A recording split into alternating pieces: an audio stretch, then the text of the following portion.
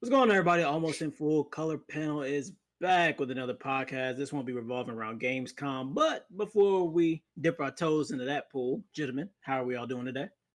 I'm fine. All right. I'm not even gonna ask what Gaines is doing, so we're just gonna leave it at that. I don't know what he's doing, so I'm just gonna leave it. I'm all jacked up on Mountain Dew. Roger's not pleased. Well, a lot of gaming news. We haven't talked. A lot of stuff has gone down. But before we touch on the Gamescom, Halo Infinite delayed. Do you all feel that this is we always talk about delays and how some of them were, well, we just want a good game out the deal. But for this that we've been waiting for quite a while now, I mean, do you feel like it's a detriment to what Halo Infinite will be? I mean, well, granted, it's not going to be. Do you think this hurts not launching alongside the Xbox Series X? Keith can barely contain his pleasure as a PlayStation fanboy. Do you feel it's destroyed? I mean, does it hurt Xbox? Go ahead, Terry or Roger. I'm just messing around. I don't know if it matters towards Halo, more so towards the Xbox. We don't even know the other launch titles anyway. I mean, Halo was one. I don't know what the other, however many they end up having, so I don't know if it'll end up hurting or not. I mean, all we saw was a simple trailer, and that was about it. We haven't seen any. Well, I guess they did do gameplay for about 5 minutes, but outside of that, we didn't really see what everybody buys Halo for, and that's for multiplayer. So who knows? We just have to wait and see. Yeah, I was say it'll probably just hurt their sales at the beginning, but once Halo comes out, I mean, everybody that wants Halo is probably gonna buy the console then. Like, I just feel like it would just lower your pre-orders for the new system immediately. Especially like Terry said, I don't know. Well, we don't know the launch titles for all of them completely for PlayStation or Xbox yet. So once that's decided, that could probably help a lot too. Yeah, we don't even know what's coming out for PlayStation on launch day either. Other than Spider-Man. I believe Yeah. Spider-Man is a confirmed launch title, but we don't have a full list. Yeah. No full list. I wouldn't say it hurts them. I feel like, look at Keith. Keith's like, look at him standing up for that trash. No. But the reason why I say it doesn't hurt them is because I feel like the real big elephant in the room hasn't been spoken to, and that's the price. Depending on what the PlayStation is going to cost, and depending on what the Xbox Series X and Series S is going to cost. Well, I guess for PlayStation, you can say the physical friendly model and the digital friendly model, what they're going to cost, what the difference will be compared to what Microsoft's Xbox X and Series S or whatever is going to cost. That could cushion the blow. Like, say if the physical friendly PlayStation 1 came out and it was like let's just say $800, something crazy. I don't think it'd be $800, but I'm just saying. And then the Series X came in at like $600. That could offset not having Halo right away for most people and be like, I'll bite the $600. And we know Halo's coming, even though it's not day one. We wanted it day one, but sometimes when it's a big title like that and they're promising to make it better, sometimes it can kind of cushion it to be like, well, I wouldn't want to play a half-ass version, or I wouldn't want to play a disappointment version either, to where I'm like, damn, this is clearly rushed, or this is nowhere near what I expected. And now it's like all the air is out the balloon. My whole excitement for the system is gone. And it's just a bad taste in your mouth from day one. So, I mean, hopefully they make it better, but I do feel like it did take some of the steam away from the system, because now it's like, well, if your heavy hitter's not there, and we didn't even see it look great, like no one got that punch in the face of graphics that everyone wanted from Xbox, and and it's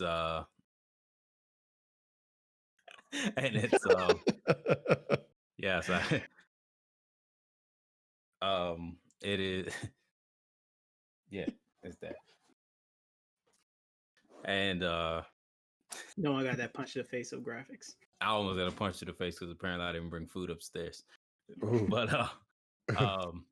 what you call it? Yeah, no one got the punch to the face for graphics, and it was like, how good is the Xbox Series X actually going to be, and what's holding it up? Is sometimes it sucks, especially if you have your. I mean, Halo is synonymous with Xbox, so to not have that be ready is like, what are you guys doing? Like that, you had one job. You had one job, and it was to make Halo for the Xbox. You should have had that ready, but Yeah, I mean, we'll see what we get. I would Couple hope that teraflops, baby. being, I would hope that It's it supposed to being be the more Microsoft. powerful system. That's what they're saying. So Oh my it god. just sucks that they don't have a game to show it yet. I mean, like Roger always says, software is what sells it. You know. Yeah. I mean, I would hope it being Microsoft and them knowing that this is their launch title or their launch console for the year, that they would have some sort of backup plan now. And Yeah, hopefully Forza. they're not Forza. besides that, something worth it. Hopefully they're not Forza's a good scrambling game. around. People love I Forza. don't like Yeah, Forza. Yeah. I don't really Forza care for looked Forza. amazing. Don't get me wrong. Forza looked great, but I'm just Forza's not a always big looked racing good. guy. Yeah, I'm not a For- big racing guy, so yeah. Yeah, I guess we're just gonna have to wait. I mean, there's nothing else Let's we let can Keith really do. destroy it. Let's let Keith. Yeah, I'm Well, feeling no, like I no, wasn't go actually ahead. going to touch this. I actually want to throw something to Roger. Roger, Microsoft and PlayStation have two super opposing models right now. It's crazy. Microsoft's model currently is that they're not leaving the old gym behind. They actually want to make everything that's coming out for the Series X and the Series S available on the One. Cool. PlayStation, on the other hand, is ditching the 4. They're like, Miles Morales ain't going to be on the 4. Sorry. Ratchet and Clank ain't going to be on the 4. Sorry. Which model do you prefer? Well, this Pick a could. side. I like the Choose your Xbox. allegiance. No, I like the Xbox model. Just because how they switched with the Xbox One was more Windows based instead of like the console's its own OS and all, where they can actually port things over back and forth. That's why you're seeing a lot of Xbox and PC like titles just transferring easily, and that's what's basically you're getting to backwards compatibility because of that. They're probably using the same exact Windows style system for the next system where you get that built in and you're probably not worried about it as much. Where PlayStation, it seems like every generation they do a lot of altercations where it's just extra baggage now to bring them older titles, which isn't really worth it to satisfy someone's nostalgia for 30 minutes. So I like that it's doing that. Is it a deal breaker? No, but it is nice to be like, oh, you can play your older games too that you have, especially if Halo's being canceled. That may even, or push, not canceled, push to a later date. I still have things to play. Like I can buy last gen's later games and continue. Go ahead, Keith. You just want to destroy it. We can see it on your face. No, I kind of feel like that's the reason why Halo Infinite had to get pushed back. They were throttling some things Oh to nah. make everything flat up and down. Everybody can join in. I feel like that's the reason as to kind of why this got pushed back, why it looked so flat, maybe. I mean, there's probably more to it than just that, but I feel like that is one of the reasons when you have to make something Yeah. very not the reason. compatible with at least two different systems, and I don't know if PC can crossplay over there or not. Well, I guess you kind of don't you like log into an Xbox account if you like play it through that. Yeah, Yeah, you can. you can log into your Xbox account from your PC and do the stuff. Yeah, but I join I don't know. game chat on the PC to my Xbox friends. Yeah, I don't know how crazy that is to ensure that all this whole ecosystem works together. I'm Yeah. sure they put a lot of time in making sure the ecosystem works together on like the Xbox side, but for a developer to then like incorporate that into a game is probably nuts. So yeah. uh, I Yeah. mean, I feel like I know Terry said nah, but I kind of go along with what you were saying, Keith, about how like yeah, it's nice that I guess they're trying to incorporate all the old consoles or the last generation or this current generation still in, but throughout gaming history, every time they try to do that, you hear developers always come out and say like, yeah, the game would have been better, but we were bottlenecked because like the whether it's Sony or whether it's Microsoft, they don't want it to be night and day difference. Like they don't want it to play like crap on Xbox One and then play amazing on the Series X. Like they want it to be better on Series X, but it still needs to be really good on the One as well. And it's like, well, we're not going to be able to get everything out the new console if you want it to run smooth on the old one too. I mean, we had the same issue with DC when we were they were supporting the PS3. They were like, oh yeah, they never said it, but when they finally gave us water powers, they were like, yeah, the reason why we never did water powers was because Sony made us keep the PS3 on, and there was just no way the PS3 could handle it. We just had to keep stringing the PS3 along because Sony wouldn't let us cut ties with it. Then when they finally cut ties, we got better, we got water, we got a couple more powers that apparently just the PS3 was already like on death's door when it came to load it, and it was just trying. But so it was a great day when they cut it loose. So I mean, maybe this isn't holding Halo back. Maybe it was just bad, in some people's eyes. I didn't think it was all that bad, but whatever. But yeah, I feel like that could be an issue. Just trying to keep it on last gen consoles as well. I would have preferred them just to make it Series X exclusive, like it's a new Halo. Just let that be like your shining light of what we are about to do. Everything else can be cross-platform or cross-generational, whatever you want to call it. Sure. I mean, I hope it is just mainly that, but apparently, I don't know if that article has been taken down or changed, but I guess Halo, the entire executive team is focusing on the TV series now. So that's one of the biggest reasons why I got pushed back currently. They're more focused on their TV series than the actual game, apparently. Hopefully that is, Yeah. I hope that's false and it's just the whole. That's weird that they would have the same team even doing that. If the executives are like, yo, y'all need to focus on the TV series more so than the game. I mean, at that point, what are you supposed to do? Like, Yeah, I'm just saying, it just seems odd. It seemed like you'd have two totally different like well, you got to take up your expertise resources. teams. Well, you got to take up your resources. So the people that actually know the game are pretty much your creator and I can't think of the I know name. what you're talking about. Your lead developers that are like, creative leads. There we go. That are all head departments of their own teams already.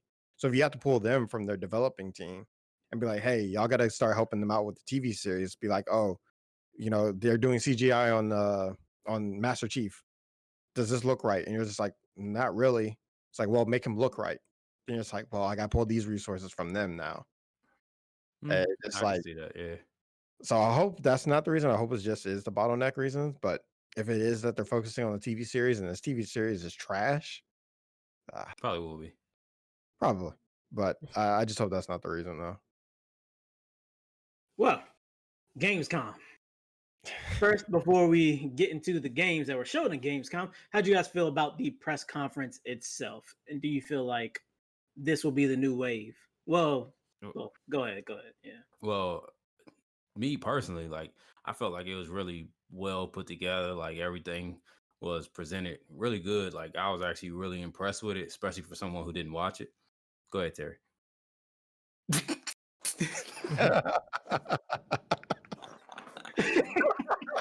Nice one.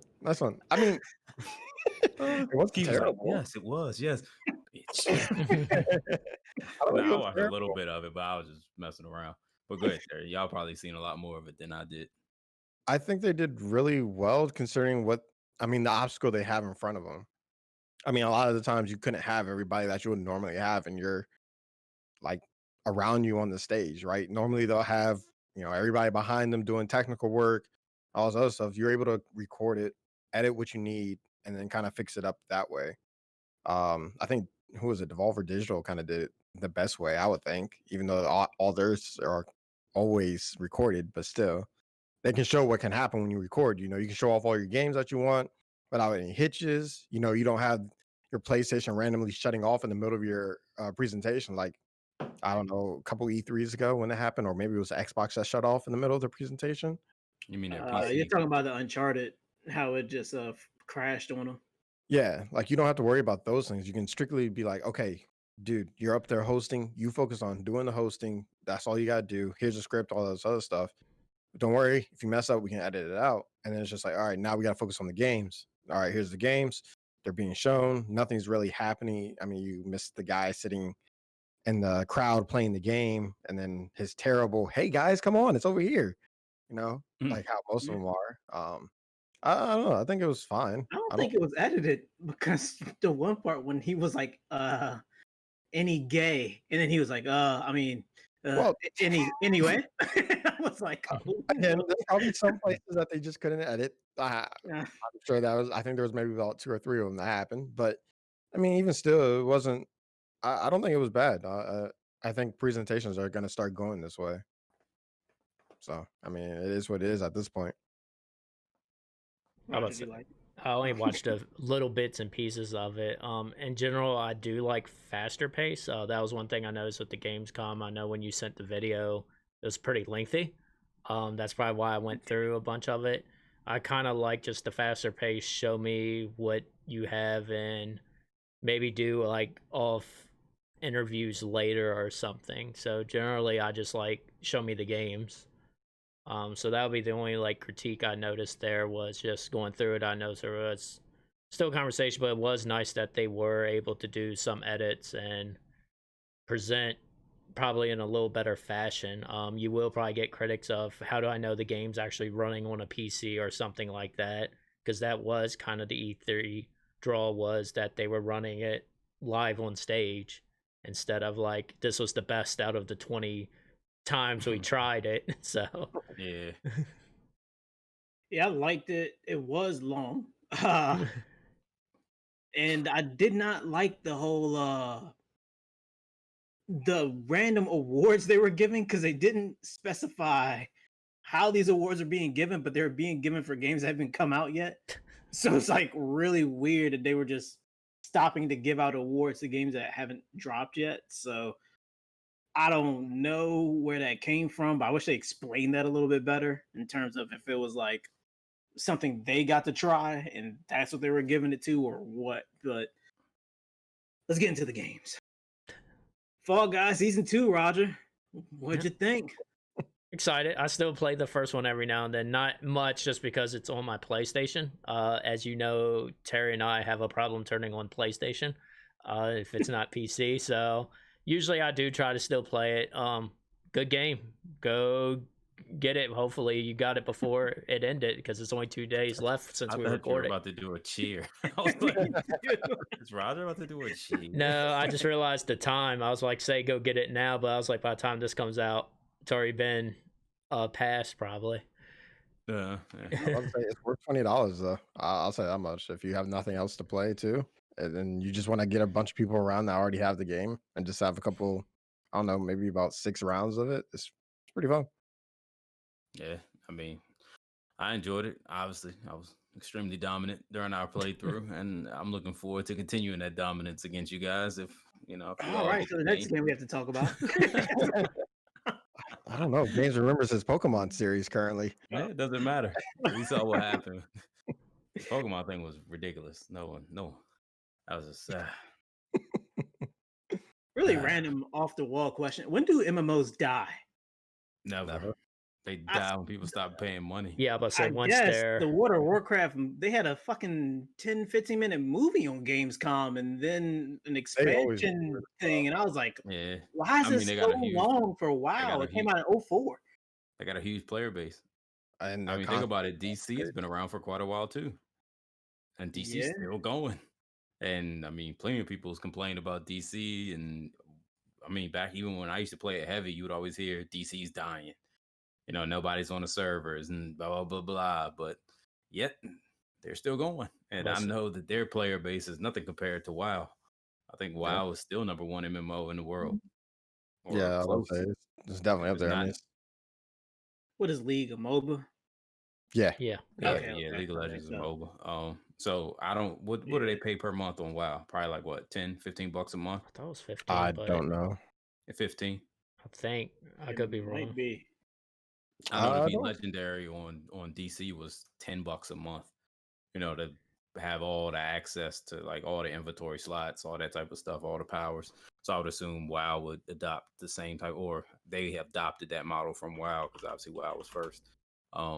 So you got a huge player base paying $10 to $15 each per month, not counting the extra money they're putting into the game for all the new content and all the little extra stuff that you can probably, purchase, whether it's mounts, whether it's customizable things for your character or whatever. So I'm sure it's a pretty lucrative game. So no reason not to keep supporting it. Game sounds very knowledgeable over there about mounts and everything. You know, it was funny. This is weird, but when I used to work my old job, there was this lady who did software license management. She was probably like 70 years old, super wild player. She would talk about it every day. She had like 10 characters, like max level, different classes, and I was just like, this is so crazy. Her talking about it made me understand like a little bit about the game, but and when I look at it, it's not even like a graphically like pleasing game. It looks old, and it's just like, I guess that makes it even easier to keep going because you don't have to really worry about like people not being able to play. Like when new games come out, you're like, oh, I need a new graphics card if I want to play it. It's like, wow, it's like, no, you don't. It looks the same. Like, come on, bring that Intel processor. I mean that Pentium. Bring that Pentium processor on over here. You can still play. A lot of hot games were shown. Course, which looks like the riding games, but on steroids. Spellbreak looked really good. Godfall had like a 20-second clip. Was it even worth bringing to there? Don't you dare talk about my game right now, okay, Keith? Was it worth bringing? Talking about the God of War game? No, well, yeah. Keep that nonsense, Keith, to yourself, okay? I'm not gonna allow you to talk bad about my game. Terry, it was 20 seconds long. I don't care. Of a common rider looking plate. Destiny, was it worth it? Look, Destiny was showing off for 30 seconds, and we all bought it for years. Destiny. Oh, you're talking about when it was first shown off. It was shown for 30 seconds, and we bought it for years. So I don't want to hear it. Godfall is supposed to be an MMO. Yeah, hack and slash looter. Hack and slash MMO. Okay. Yep. So I'm hoping that game does well. That's gonna be like the game I really want to just sink my teeth into, because Destiny was that game for 5 years almost. I haven't really picked it up recently, but what's making you look What's making you look forward to it so much? I don't know what drew me to it the first time. Maybe it was just the fact that this is the first time in MMO you actually can kind of control your character a little bit more so than it's just auto attacking. Just being a hack and slash looter. I mean, that's kind of new. It's the same way as Destiny was almost new. It took what Borderlands did and what Halo did and made into something new. This is kind of taking what Games is gonna hate this. Dynasty Warriors did, and a bunch of the looter shooters essentially did and made it into one thing. Hey, you got hack and slash, right? Hack and slash from Dynasty Warriors is not a looter. It's not, but you have the hack and slash concept though. So I guess you have it from there. That was just enemy War, overload. Everything else. Dynasty Warriors legendary. It's something. I don't know. I watched it the first time. I thought it was dope, just the way it was kind of played out, the gameplay that they showed us originally. I was like, okay. So I've kind of been following it, watching like the trailers and stuff. But I'm hoping it's good. I'm hoping it just comes out and it's like, yo, we have to play this game, especially if it's crossplay, because that's the downfall of Destiny currently. Oh, Destiny 2 Beyond Light was shown. Yeah. Great segue. I'm looking forward to it. I'll play, but New Call of Duty. Nah. Is it same old for everybody? Same old. Call of Duty doesn't matter to us until they show multiplayer. And it's true. Who besides Keith and maybe Roger? I don't know if Gaines has ever played a Call of Duty multiplayer, Call of Duty campaign before. Yeah, I've played them before. But is it anything that you always look forward to though? Is that the reason why you buy a Call of Duty game? Can't say I never looked forward to it, but I can't say I've never enjoyed it. I enjoyed the original Call of Duty Modern Warfare, the first Call of Duty 4. That one was actually really good, and the second one was pretty good. I actually remember when those games came out, like a lot of people was really impressed with the graphics on those campaigns. Like it was pretty cool. Granted, yes, no one buys it for the campaign, but it was like I still enjoyed playing it. So I can't knock it. I mean, this one's going to be interesting since it's based on the Cold War Ronald Reagan era. So I don't know if they're going to send you to Harlem as a CIA agent, to implant certain things in certain communities. I don't know how in depth they're going to get there. Maybe that'll be DLC. Downloadable crap. Can't wait to spend $10 on that DLC right there. There's actually $20. Usually $20 a pop. Oh, actually, no, they've gone away from the DLC concept. No, that's lately. true. You got to adjust for inflation. Yeah, you got to adjust for inflation. Back then, it probably was $10 a pop. Now, So of all the games I saw, one of the more interesting ones was at Lemnis Gate. I don't know if y'all saw it or not. That was the one where you would make a move, and then someone else would make a move, and then you would go like back in time. It's horrible. It was a FPS, but you would go and you would make a move, and then your opponent would make a move, fighting your ghost basically, and then you would get to go back in time, is what it says. But then you go and you would fight the ghost of the ghost. It looked nuts. I don't know. I guess no one else saw it, so no. That was a horrible description. It is. It's very hard to describe it, but it looks like a really cool concept of basically a bunch of your ghosts out there just fighting one another and trying to outsmart that one the game other where one. you can control your character and then the other guy control his character, and then it's like, oh, that one. I remember that one. Hold on, did they show off the cat game that Roger's been looking forward to? No, the cat game wasn't showing off. No, but Roger's gonna lose his life to that game. I like how there's a game I'm looking forward to that I don't even remember the name or nothing about. Yeah, you do. Yeah, sure you don't remember it. I think it was called Stray. That sounds about right, actually. I can't wait till they drop the super collector's edition that actually comes with the Stray, and Roger has to buy it. That's sort of cat in a cage. Thank you for purchasing our game. Here's a cat. So we got Ratchet and Clank in all of its glory. Please tell me you all at least watch Ratchet and Clank in all of its glory. I watched Ratchet and Clank.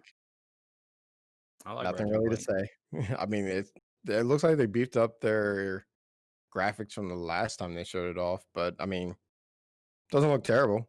I don't remember if Ratchet and Clank has always ran on the Unreal Engine before, though. I could be wrong, but I don't think it has. I don't know. Because to me, it looked like of course it looked like Kingdom Hearts. Granted, they both run on the same engine, but just like the way everything happened, it just kind of reminded me of Kingdom Hearts. So I mean, I'm a huge Ratchet and Clank fan. Last one I played was, I think it was Cracking Time, which one on PS4, which looked good. Yeah, I think it was Cracking Time was the last like real Ratchet and Clank game. Like they always have like a couple spin-offs, like the one where I think Keith talked about it last time, where you could play as like 4 characters. Yeah, that wasn't considered like a mainline Ratchet and Clank game, but from what I've seen, it does look good. I mean, granted, it's not like, oh my god, like this is super next gen, but it does look like a more polished version of the PS4 graphics.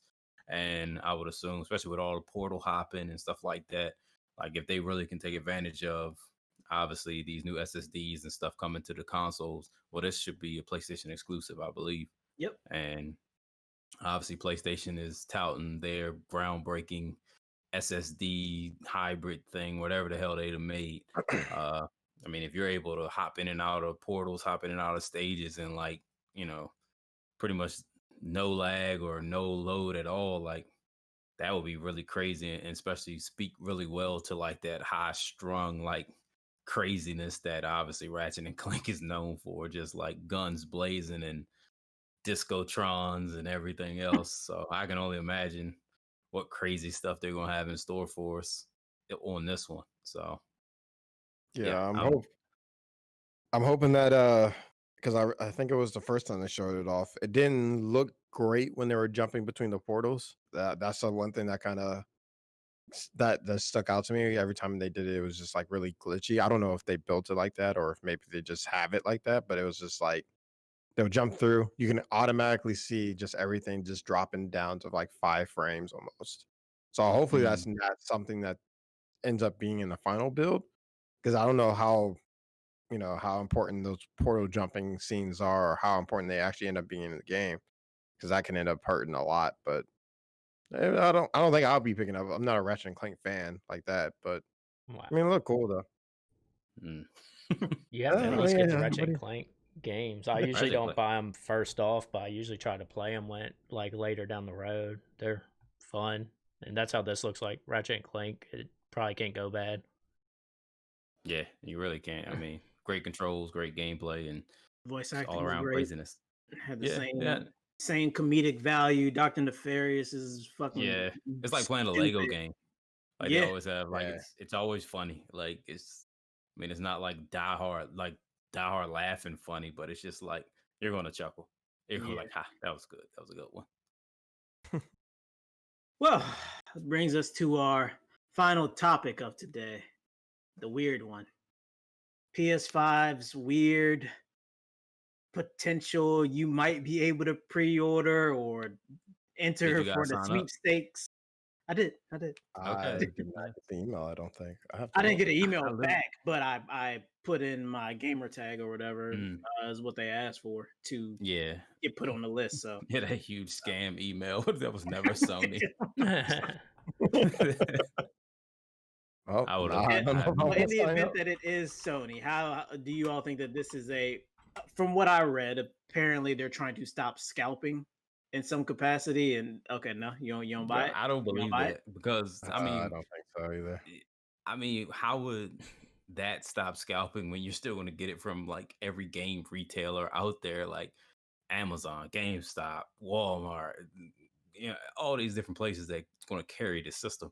To me, obviously, well, not obviously, to me, honestly, it reeks of they're having logistical issues with producing this console, probably due to COVID. Maybe they just can't get enough out there. I mean, you even seen Apple is trying to move their whole processing plant or whatever over to India. They're trying to get out of China for whatever reason because they're having issues with the iPhone 12 and its production capacity. So we know they probably are using the same factories PlayStation is. So it's like, or at least components for their system is coming from there, which can still hold up the system. I think they're having those type of issues, and they don't think they're going to be able to get enough supply to all the retailers. So they're just trying to give people a way to kind of maybe get lucky and to win a chance to get one directly from them. And then everybody else is like, good luck. Good luck. I mean, I know y'all remember how scarce the Nintendo Wii was when that came out. Like you couldn't find them, and Nintendo just couldn't keep up with demand or didn't want to keep up with demand to keep the demand high to keep selling out. But I feel like PlayStation probably is really worried about being able to meet the expected demand until they tell you it's $1,000 that people are like, Yeah, I'm about to say, I think that's the big factor is demand, because this is the first console that's hugely, you can probably pre-order online. Like the other gen, well, the current gen we're in, you're still in the phase, but it wasn't as big of a deal. Like everyone has Amazon now. So if you like open up pre-order on Amazon, that's going to be a madhouse before people could get that's going to be insane. And then GameStop and all is all online now. So that's where I do think that is probably more the argument of trying to get people to spread the games out more versus the whole online pre-order, where I feel like no one's going to feel like they had a chance to get them. Yeah. Well, yeah, Roger spoke to one of the things I thought, but yeah, so that's that. I didn't think the scalping thing was a thing. No, I mean, I didn't think the scalping thing was a thing. It sounded good, but I was like, I mean, no, I don't think you really care about. I mean, if someone wants to go and to 5 different GameStops to get it just to flip them for $1,000 on eBay, I don't. Consoles. Yeah, you're still. And you don't lose money. Yeah, so I didn't really think too much of it, but yeah, I think they're doing their I think they're still doing that address thing that they did for the PlayStation 4. So where you can when you pre-order it, you got to use your name and address. Oh. So that way you can only get one per household type thing. Apparently I the didn't know that PS5 was a is thing for the PS4. Maybe because yeah. I didn't only wanted one, so Yeah. Apparently the PS5 is supposed to be doing that as well. So whatever, apparently, like, so if I guess back before all of us got, well, obviously Roger wasn't included because Roger never lived with Keith, but back when me and Terry was living with Keith, if we had our mailing addresses as Keith's house, apparently we would only have one PlayStation 5 in that house, and that would have been me. But Okay. Well, then. $50 a session, gentlemen. But yeah, so that's gonna be something. I mean, I guess they're trying to do what they can do to keep up with demand, but yeah, scalping, no. But hopefully they have enough. Well, all right, gentlemen. Time for our final segment. Colorful picks. What? Is that the Colorful name pick. you're sticking No, with now? this is This I thought it was is colored we're not- games. No, it's Not colored games. Games for colored. What? I thought that was what we were picking. Back to the drawing board. All right. I feel like it was a whoa moment, Terry, if it came from Roger. Chill out. I was Roger like, would have said it. We could all been like, what? I look down at Roger. Wherever Roger's at on your screen, look at it. But all right. So who wants to take the first shot at recommending a game that you think has a lot of value entertainment wise? crickets. No one wants to go first. I guess I will start then. I will start with Dragon Quest VIII: Journey of the Cursed King. You can get on Nintendo 3DS. It's also available on mobile, but I highly do not recommend that. If you have a 3DS, perfect game to get it for. Or if you have a PlayStation 2 laying around somewhere, a PS3 that's backwards compatible, you can also get the PS2 version. It is the reason why Dragon Quest Echoes of Elusive Age is as good as it is. Dragon Quest VIII set the stage for Dragon Quest IX. So that is my recommendation for you all out there looking for a good game. Don't look this way. I got nothing right now. You have nothing? Yeah, I got Oh, that's 'cause nothing. there's no I've been- Pokemon game out. There's no Pokemon game out. Hold on, let me. Yeah, I'll no, say, I'm good. I got multiple ones here. So I made a Take this. mistake of getting Xbox Game Pass for the PC, which is $5 a month. Pretty good deal. Been playing a lot of Flight Simulator. The new one just came out. Yeah, Roger has been playing that. It's pretty cool. This first one I really got into. I tried a couple other ones before, so it's a very daunting to start because they do a tutorial and it's not a very good tutorial. It like throws you in the deep end. But if you stick with it, it's actually pretty fun, and you actually fly planes that you probably rode in before the whole virus outbreak. Like I've been learning to fly the Airbus 320, and I actually rode on that before, so it's kind of cool aspect. He won't do a barrel roll though. Won't let you. I've been asking Roger to do a barrel roll in that game, and he hasn't done it yet. So I don't know what to say. It's possible though. I've seen it. Games, you got one for the people. Yeah, I just learned that Terry's the Black Peppy from Star Fox 64. Do a barrel roll. I love that game. But I really don't, mostly because I'm stuck in this stupid Sonic. That's what I was about to say. Which Sonic was the best out of them all? Recommend that one. Honestly, the Genesis Sonics were really good.